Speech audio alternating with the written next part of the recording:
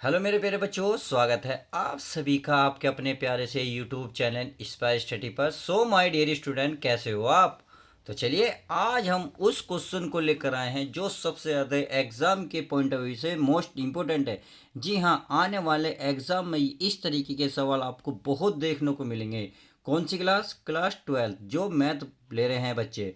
समाकलन से 8 नंबर वाला क्वेश्चन हमने लिया है जो मोस्ट इम्पोर्टेंट होने वाला है इस वीडियो में। और ये जो सवाल है ये 3-4 टाइप से पूछा जाता है। तो कितने टाइप होंगे मैं हर टाइप आपको बताऊंगा, स्टेप बाय स्टेप बताता जाऊंगा कि किस तरीके से सवाल को कहाँ किस तरीके से एग्जामर मोड़ सकता है। तो आपको वो हर टाइप बता दूंगा ताकि आपको अगर ये क्वेश्चन तैयारी ये करके गए और दूसरे तरीके से अगर इस क्वेश्चन को घुमा देंगे तो आप किस तरीके से उस क्वेश्चन को कवर करेंगे। तो चलिए क्वेश्चन की शुरुआत करते हैं और पढ़ते हैं। पहला सवाल ये कह रहा सिद्ध कीजिए कि इंटीग्रेशन जीरो से लेकर लिमिट है पाई/2 dx बटे में 1 प्लस रूट में 10x बराबर पाई/4। तो इस तरीके के सवाल को कैसे करना है, देखिए पहले 10 को तोड़ लो।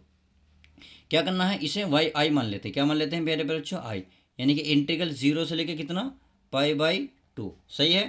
अब ये हमारा डी एक्स ऊपर है, चलिए डी एक्स है तो 1 प्लस। अब इस टेन को क्या लिख सकते हैं भाई? टेन आपको पता है क्या होता है, साइन एक्स, यानी कि साइन बटे क्या होता है, कोस होता है। अब अगर रूट में है तो इसको रूट चढ़ा दो, बराबर क्या दे रखा, पाई/4, यानी कि ये तो हमें सिद्ध करना है। तो चलिए आई बराबर चल गया। अब आप एक बात बताएं मेरे प्यारे बच्चों, अगर मैं इसे इंटीग्रल पाई/0 कर लूँ इससे तो कोई दिक्कत नहीं। अब आप बता दें इस रूट को मैं अलग अलग लिख सकता हूँ, नहीं लिख सकता हूँ? बिल्कुल लिख सकता हूँ। किस पे भाई? साइन पे भी कर सकता हूँ और इसे कोस पे भी कर सकता हूँ, यानी कि इस तरीके से कर दिया कोस एक्स। अरे क्या चल रहा, डी एक्स चल ही रहा। अब आप खुद बताएं जब मैं इसका एल्शियम लूँगा तो एल्शियम इधर पहुँचेगा, यानी कि रूट कोस एक्स की एक में गुणा करेंगे तो क्या बन जाएगा, यहाँ ये बन जाएगा आई बराबर, ये तो चल ही रहा है पाई/2। अरे ये बन जाएगा ऊपर डी एक्स बटे, ये बन जाएगा यहाँ रूट में क्या, कोस एक्स प्लस का रूट में साइन एक्स। अब बटे में क्या बचा आपका, बटे में बचा हमारा रूट कोस एक्स। अब ये खुद बताएं मेरे प्यारे बच्चों, ये जो रूट कोस एक्स कहाँ जाएगा, क्योंकि बटे में तो ये चीज़ जाएगी ऊपर, कहाँ पहुँच जाएगी, ऊपर। तो ये बनेगा आई बराबर 0 पाई/2।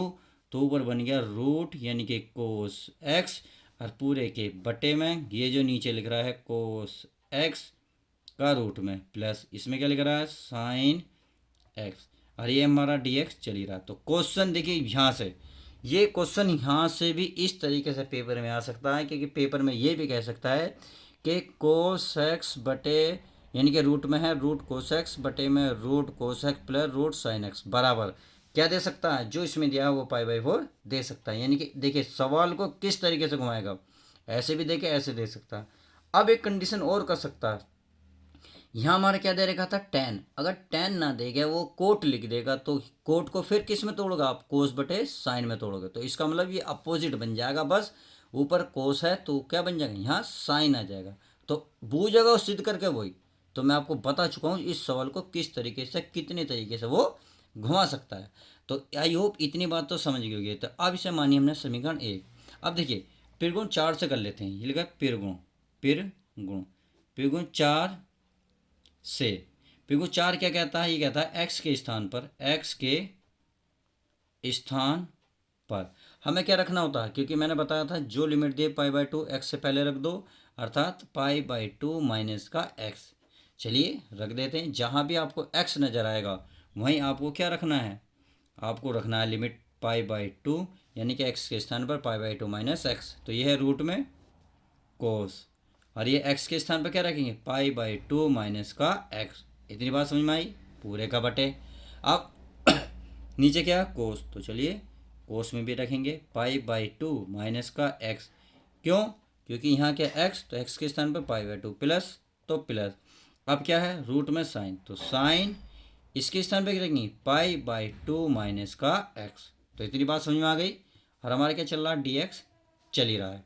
तो आई होप इतनी बात क्वेश्चन क्लियर हो गया है। तो अब क्या करना है मेरे प्यारे बच्चों, भाई आपको पता है कोस 90 माइनस एक्स, या कोस 90 - एक्स साइन 90 - एक्स क्या होता है, कोस होता है साइन और साइन बन जाता है कोस।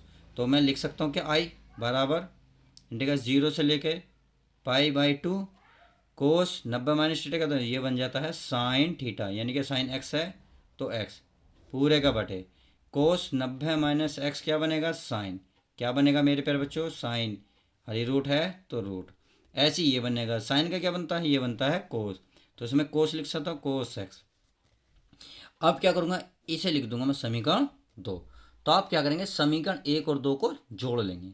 तो समीकरण 1 और 2 को जोड़ेंगे तो आई और आई कितना हो जाएगा 2। तो मैं यहाँ लिख सकता हूँ समीकरण, क्या लिख सकता हूँ, समीकरण 1 व समीकरण 2 को क्या लिख देंगे, जोड़ने पर। तो चलिए इसे जोड़ लेते हैं। किस तरीके से जोड़ेंगे, देखिए आई और आई कितना हो गया 2i। पहली इक्वेशन में क्या है भाई, पहली में ऊपर कोस है, यहाँ क्या है साइन, और देखिए नीचे का बिल्कुल सेम क्या है, cos x plus sine x, वो भी रूट में सेम, इसमें रूट में sine x plus root cos x. इसका मतलब बस यहाँ कोस बाद में है, यहाँ पहले है, बस प्लस में कोई दिक्कत नहीं होती क्योंकि प्लस में आगे पीछे आप लिख सकते हो। तो इसका मतलब तो वो मेरे प्यारे बच्चों ये नीचे का जो है इक्वल है भाई, यहाँ भी और यहाँ भी, तो इसका मतलब ऊपर वाले हम जोड़ सकते हैं क्योंकि एलसीएम क्या आएगा, इसका इक्वल आएगा। तो बस मैं लिख सकता हूँ इंटीग्रल π/2, और क्या लिख सकता हूँ, ये लिख सकता हूँ कोस एक्स रूट में प्लस यहाँ लिख सकता हूँ मैं साइन रूट एक्स, और पूरे के बटे में लिख सकते हो आप कोस एक्स प्लस साइन एक्स। सही है, और क्या चल रहा dx। तो आपने देखा बिल्कुल एक जैसे हैं, तो इसका मतलब ये पूरा पूरा कैंसिल हो गया। तो ये बचा 2i, ये बचा 2i बराबर इंटीग्रल 0 से लेकर π/2, यहाँ क्या बचा 1 और इंटू dx, क्योंकि पूरा पूरा कट गया। अब 1 का समाकलन आप मुझे खुद बताएं क्या होता है। तो 1 का समाकलन आप सभी को पता है क्या होता है, x, और जो लिमिट है वो लिमिट रख लेते हैं, यानी कि 0 से लेके π/2 इतनी। अब चलिए अगर मैं इसकी लिमिट रखूँगा तो आप खुद बताएंगे कितनी आएगी। तो 2i बराबर x के स्थान पर रखते हैं π/2, क्या रखेंगे π/2, फिर रखते हैं, फिर ये वाली लिमिट ये रख दी। तो इसका मतलब ये तो ख़त्म हो गई। तो हमें क्या मिलेगा भाई, हमें मिलेगा 2i बराबर, ये तो ख़त्म, क्या आ जाएगा π/2। अब ये 2 जो है गुणा में, गुणा की चीज़ कहाँ पहुँचेगी, भाग में। तो इसका मतलब मैं लिख सकता हूँ i बराबर π/4, और उसने यही पूछा है कि सिद्ध करिए कि π/4। तो आपको सवाल बहुत इजी लगा होगा क्योंकि इजी है, आप समझ गए होंगे कि क्वेश्चन किस तरीके से एग्जामिनर इस सवाल को मोड़ सकता है। मैंने इसमें 3 तरीके बताए जो आपको अच्छे लगेंगे। तो चलिए वीडियो कैसी लगी, उम्मीद है बहुत अच्छी लगी होगी। यदि अच्छी लगी हो तो प्लीज़ लाइक करें, शेयर करें एंड चैनल को सब्सक्राइब करें। तो चलिए मिलते हैं किसी और मज़ेदार यूनिक वीडियो के साथ। जब तक के लिए दोस्तों goodbye, take care, love you guys.